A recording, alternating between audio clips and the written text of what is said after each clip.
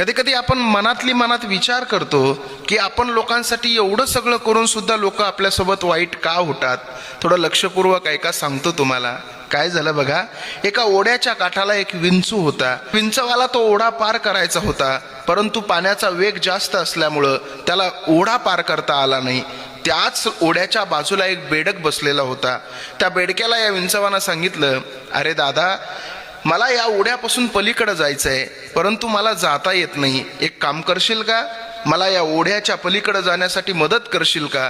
त्यावेळेस बेडक काय म्हणाला माहितीये, बेडक म्हणाला, अरे विंचवा, मी तुला या ओढ्याच्या पलीकडे जाण्यासाठी नक्की मदत केली असती, परंतु तुझा स्वभाव आहे डंक मारण्याचा. तू मला डंक मारलोस तर मी मरून जाईल.